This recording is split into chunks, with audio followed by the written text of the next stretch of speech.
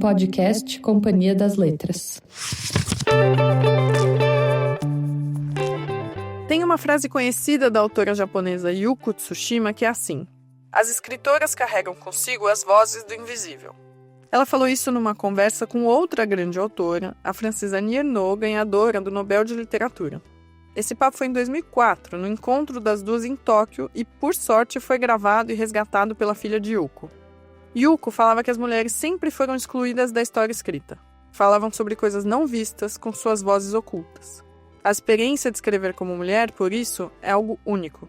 As obras de Yuko brincam com o jogo do visível e do invisível, ou da luz e da escuridão.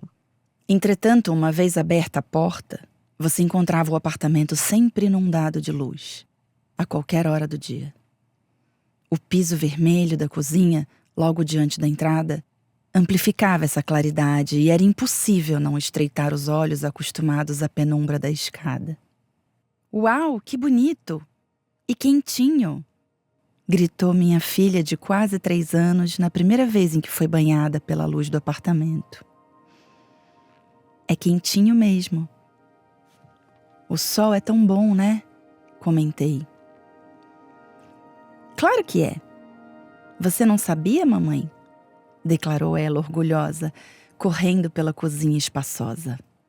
Na voz da atriz Maeve Jenkins, esse é o trecho de Território da Luz, livro da Yuko de 1979, publicado agora em 2025 pelo selo Alfaguara da Companhia das Letras, com tradução de Rita Cole. Essa é a cena de abertura, quando somos apresentados à nova casa da personagem principal. O livro conta a história de uma jovem mulher recém-separada que se muda com a filha para um apartamento em Tóquio. A gente acompanha o cotidiano dessa mulher de quem nem o nome a gente sabe. A rotina de cuidados com a filha, as discussões com os vizinhos, os impasses com o chefe, mas também os passeios no parque e as brincadeiras da nova configuração familiar. Território da Luz é revelador da experiência de uma mãe solo. Eu acho que, principalmente nessa relação dela com a filha, o que mais me marca é essa coisa muito sincera. Ela não enfeita nem um pouco. Essa é Rita Cole, tradutora que verteu o volume para o português, assim como várias outras obras de autores e autoras japonesas. E eu acho que isso é uma coisa que a gente tem visto bem mais na literatura recentemente, de mulheres falando sobre essa experiência da maternidade de forma mais honesta e sem enfeite, sem tentar fingir que é tudo fácil e tal. E eu acho interessante que ela já estava fazendo isso ali em 79. Mas também não é só um lamento, não é só sobre as agruras, né? Tem momentos muito bonitos ali com a filha dela. A luz inunda todo o romance. Tá no piso do apartamento, no céu que brilha após uma explosão, nas árvores que refletem o sol, nos fogos de artifício, na explosão de uma fábrica. E com os jogos de luz e sombra, Yuko também fala do que muitas vezes não é visível. Do que fica dentro das casas, na intimidade das famílias, e perdido nos silêncios. Como se Yuko estivesse chamando atenção para as coisas que deveriam ser mais iluminadas, no caso, a experiência da maternidade. Mães, famílias e a escrita dessas relações do ponto de vista da mulher. Hoje, no 4º episódio da série especial As Narradoras, a gente viaja pela vida e obra de Yuko Tsushima e da inglesa Doris Lessing, autoras clássicas e modernas e ousadas na literatura e na vida. Eu sou Stephanie Rock e essa é a Rádio Companhia, o podcast que respeita sua inteligência e alimenta seu amor pelos livros. Episódio 4. Laços de Família. Com certa dificuldade, Doris Lessing desce de um típico táxi inglês parado na porta da sua casa. Ela parece estar perto dos 90 anos e o táxi fica mais alto do chão do que seria confortável para a altura dela.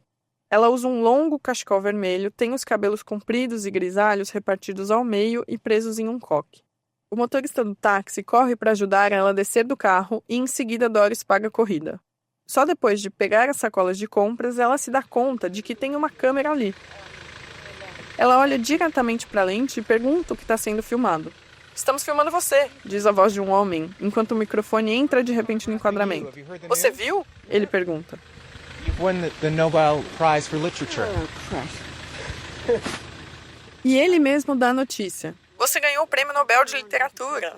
Ela fecha os olhos por alguns segundos, joga as sacolas no chão, faz uma cara de pouco caso e solta um "Ai, Cristo". Mas ela não parecia surpresa ou incrédula. O suspiro era mais de menosprezo mesmo. Quase dá para ouvir um cansaço lá no fundo da voz dela.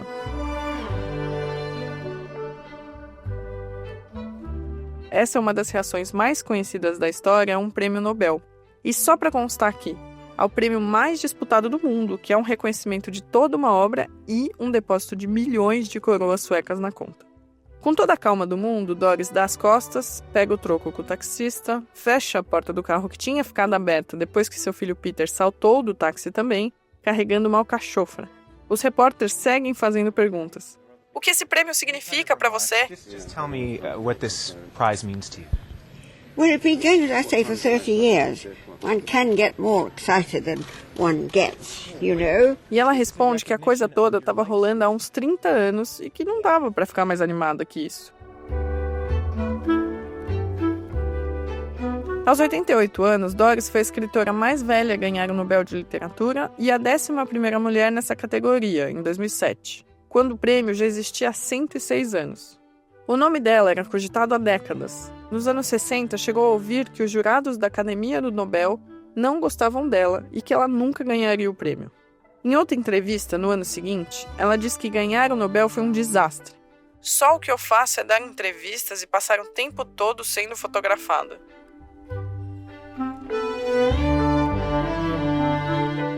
Ao longo da vida, Doris escreveu mais de 50 romances, peças de teatro, memórias e coletâneas de contos.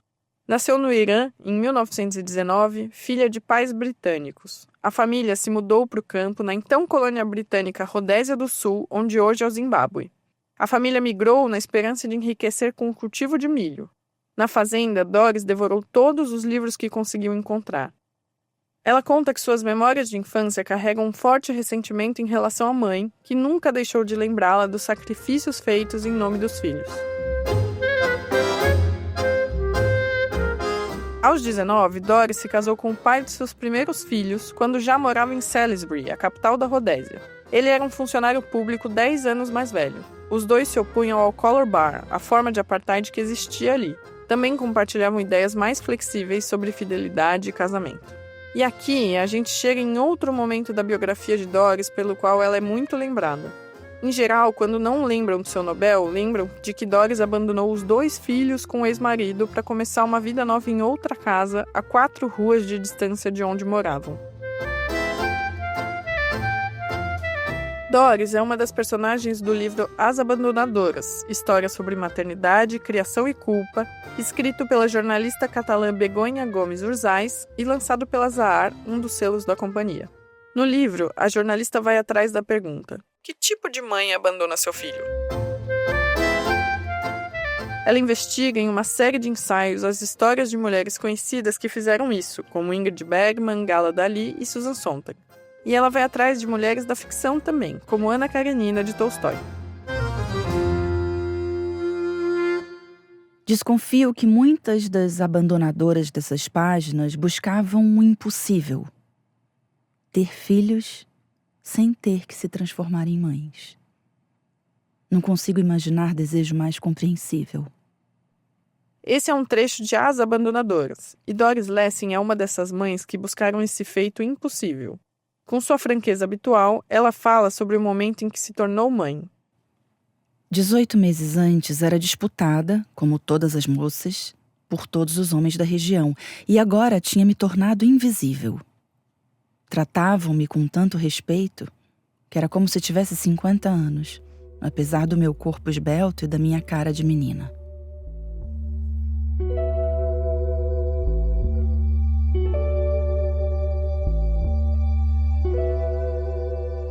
O abandono dos filhos aconteceu em 2 tempos. Primeiro, quando se separou.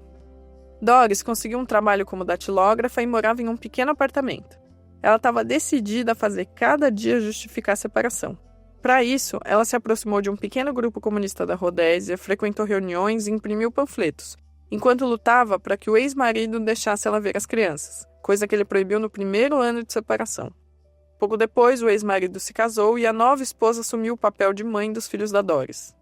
Mais tarde, Doris se mudou para Londres. Ela levou o manuscrito do seu primeiro romance, A Canção da Relva, e o terceiro filho, fruto do casamento com o alemão Gottfried Lessing.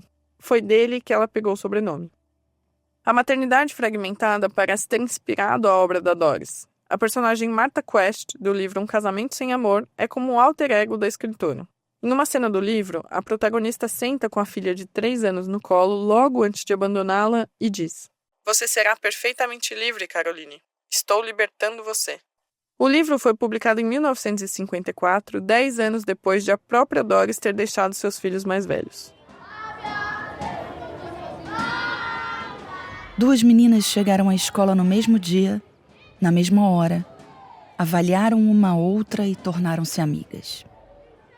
Criaturas pequenas em confronto tão corajoso com aquela escola enorme, populosa, movimentada como um supermercado, toda ela repleta do que as duas sabiam ser, hierarquias de meninas hostis. Mas lá estava o olhado. E elas ficaram de mãos dadas, trêmulas de medo, mas tentando mostrar coragem. Elas eram resolutas, rápidas nas respostas, e não demorou para vencerem as intimidações com que as novatas eram recebidas. Sabiam se defender, lutavam pelas próprias causas e pelas da outra também. Esse é um trecho de As Avós, livro escrito em 2005 por Doris. É um romance que faz jus à liberdade da autora. Nele, as 2 amigas inseparáveis, Roz e Liu, vivem na paradisíaca bacia de Baxter. Lá elas crescem, se casam, têm filhos, moram uma frente à outra, perto da praia e cultivam uma relação simbiótica. As 2 passam a criar os filhos por conta própria até que eles se tornam adolescentes e jovens adultos. Roz e Liu balançavam-se na pequena varanda que dava para o mar quando viram os 2 subindo a trilha, de testa semicerrada, carregando coisas molhadas que iriam pôr para secar na mureta. E eram os 2 tão lindos que as 2 endireitaram o corpo na cadeira para olhar uma para outra, dividindo a incredulidade. "Meu Deus", disse Roz. "Sim", disse Liu. "Nós fizemos esses 2. Nós os fizemos", disse Roz. "Se não fomos nós, então quem foi?", disse Liu. Esse é o momento em que tudo muda, quando Tom e Ian deixam de ser 2 meninos aos olhos das mães. Dali em diante, as 2 mulheres iniciam relações amorosas, uma com o filho da outra, formando um arranjo afetivo complexo, secreto e duradouro. Esse arranjo é sustentado tanto pela paixão como pela recusa em romper o círculo fechado que une as 2. O que poderia parecer repulsivo é tratado com naturalidade no texto de Lessing. A narrativa desafia a moral e os bons costumes, constrói o drama em cima do tabu. E é importante dizer, a amizade das 2 nunca se abala. "O que nós vamos fazer?", perguntou Liu à amiga, como se esperasse uma resposta ali, na hora. "Acho que já estamos fazendo", disse Roz. E foi atrás de Ian para o quarto. Roz e Liu seguem cúmplices até o fim. Doris Lessing é uma defensora ferrenha da ficção. No prefácio de um de seus livros mais famosos, chamado O Caderno Dourado, ela escreve: "Tenho que concluir que a ficção é melhor naquilo que diz respeito à verdade do que um registro factual." O jeito como ela escreve capta as ambivalências maternas, contrastes que ela mesma experimentou. O Quinto Filho e Quarto 19 são outras obras da autora que exploram de forma disruptiva a experiência de ser mãe. Sinto que a minha escrita ela cuida mesmo de detalhes, de pequenas frestas. Essa é a Aline Bay, autora contemporânea brasileira publicada aqui pela companhia. A gente convidou ela para comentar a obra dessas 2 autoras, a Yuko e a Doris. As Avós foi uma das leituras da Aline para produzir o seu mais recente livro, uma delicada coleção de ausências. E desse modo eu consigo, lidando com essas questões familiares, construir uma escrita que possa elaborar problemas e conflitos que estão diretamente vinculados com o coletivo, né, que é o interesse que eu tenho. Então, partir desse princípio de olhar para o núcleo familiar e expandi-lo para tentar recolocar problemas que parecem ser da ordem da intimidade num espaço público e político de debate. No novo livro da Aline, uma neta e sua avó e bisavó vivem sob o mesmo teto enquanto lidam com os desafios da convivência, o legado familiar, a solidão e os traumas. Em geral, a produção de Aline se concentra nas relações familiares. Para ela, o ambiente doméstico e o mundo particular de uma casa criam uma dramaticidade especial para os personagens.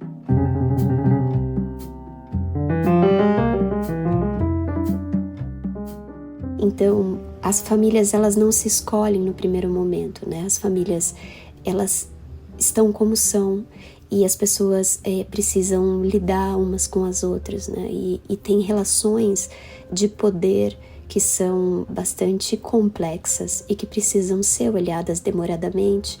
E eu acho que a literatura, ela tem uma vocação para esse olhar dessas complexidades, né? Que o núcleo familiar acaba sempre trazendo à tona. Então, o modo como o amor por essas pessoas da nossa casa também é um amor cheio de ambivalências, não é? É um amor muito complexo e cheio de silêncios também.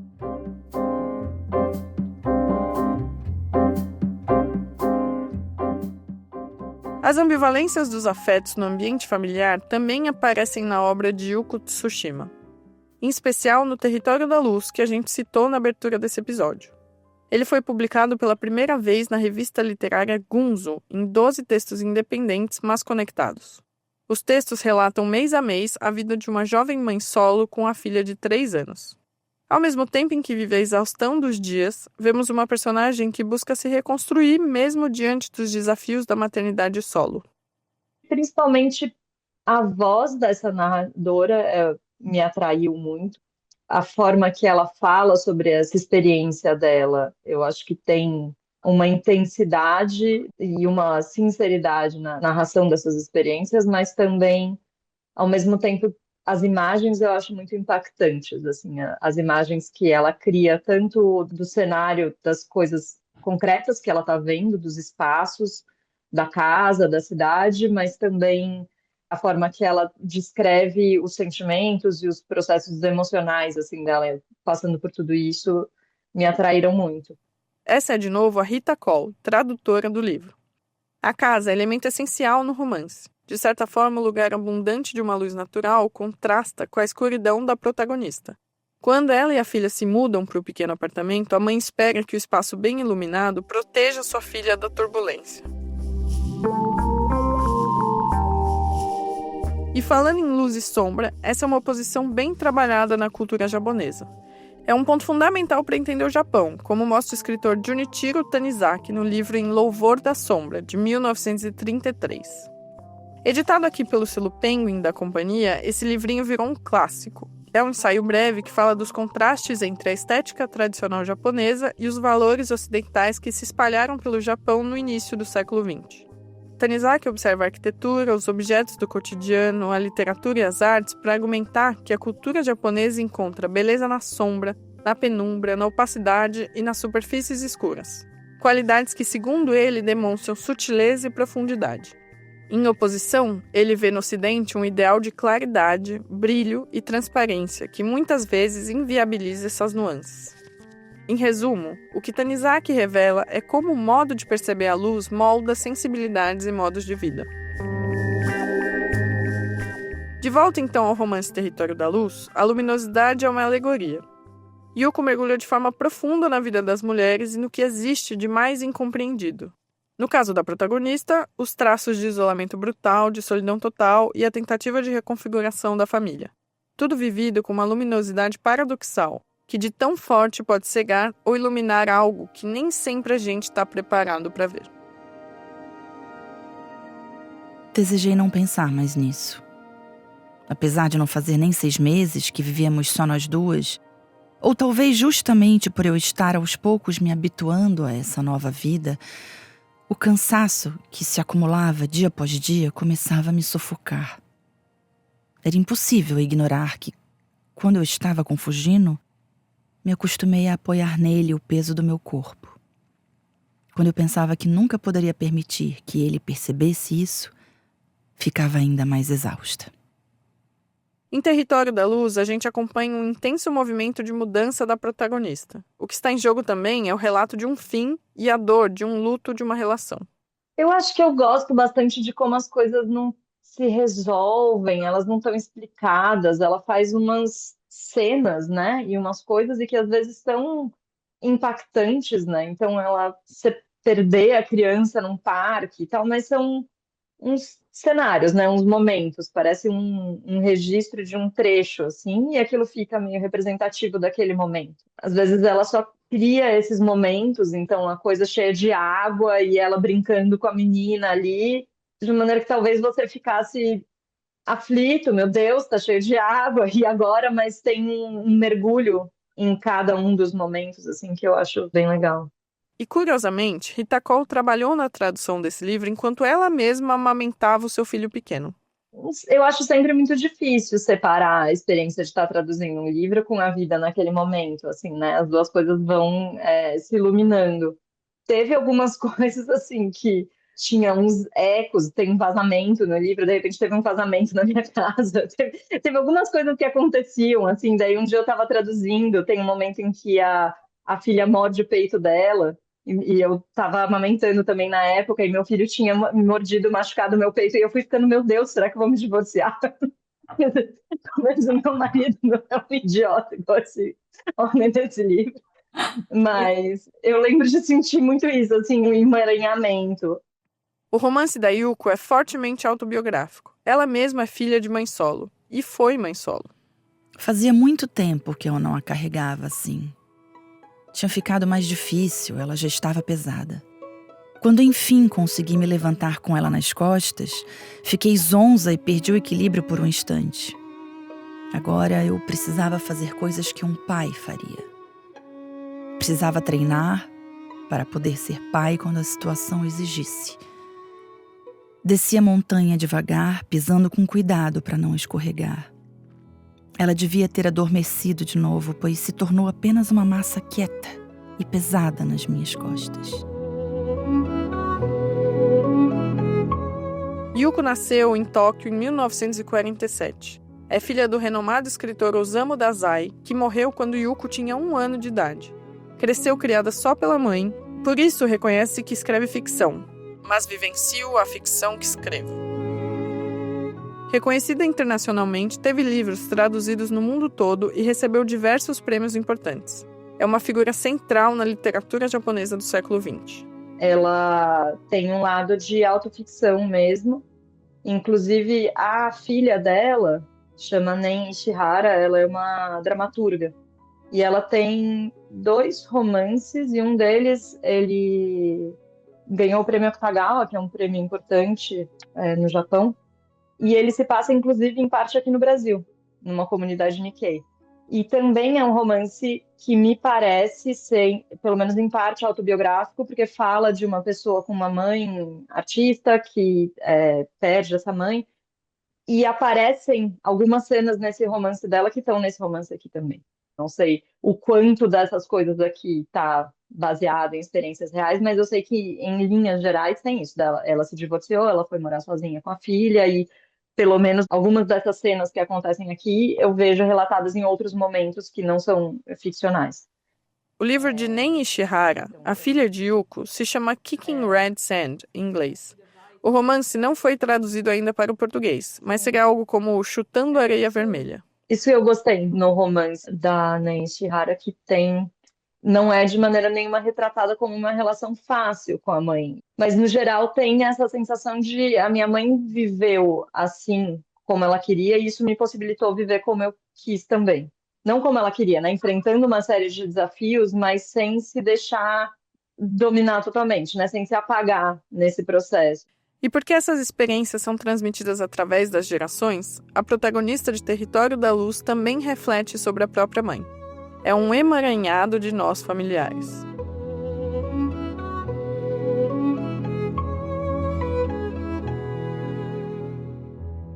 Eu também não consegui encarar minha mãe de cabeça erguida.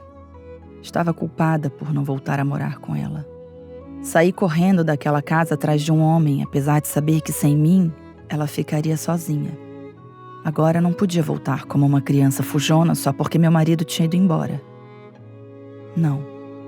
Eu tinha uma esperança ingênua e impaciente de que continuar vivendo sozinha era o caminho que me levaria a alguma salvação. Diante de minha mãe, essa esperança me deixava culpada. Mas a simples ideia de passarmos o aniversário da menina só nós 3, eu, minha mãe e minha filha, era insuportável. Modesto e melancólico demais, pensar em aninhar a nossa solidão junto da minha mãe me apavorava, justamente por eu pressentir o enorme conforto que isso me traria. Existe outra frase de impacto de Yuko, e essa está inclusive na epígrafe do livro Acontecimento de Annie Ernaux. Diz assim: talvez a memória não seja mais do que olhar as coisas até o limite.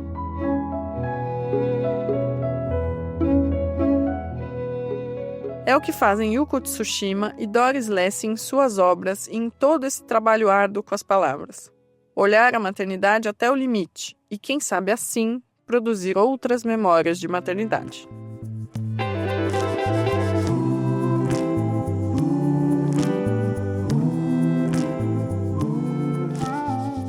E agora, para fechar, eu tenho um presente de fim de ano para você, ouvinte fiel da Rádio Companhia. Até o dia 17 de dezembro tem cupom de desconto de 10% na Amazon. O cupom RÁDIO10 vale para os livros das 14 narradoras que são o tema dessa série. É só usar o cupom RÁDIO10 na hora de comprar. No próximo episódio de As Narradoras, a gente sai das histórias de família de Doris Lessing e Yuko Tsushima e vai falar da obra de 2 autoras brasileiras, exímias narradoras que usaram os diários como forma de expressão, Carolina Maria de Jesus e Maura Lopes Cansado. Te espero lá. Ah, e lembrando, todos os livros e autoras citadas nesse episódio estão listados aqui na descrição. Eu sou Stephanie Rock e essa é a Rádio Companhia. Reportagem e roteiro de Duda Kunert. Edição, mixagem e trilha de Pedro Pastoriz. Direção e produção de Trovão Mídia.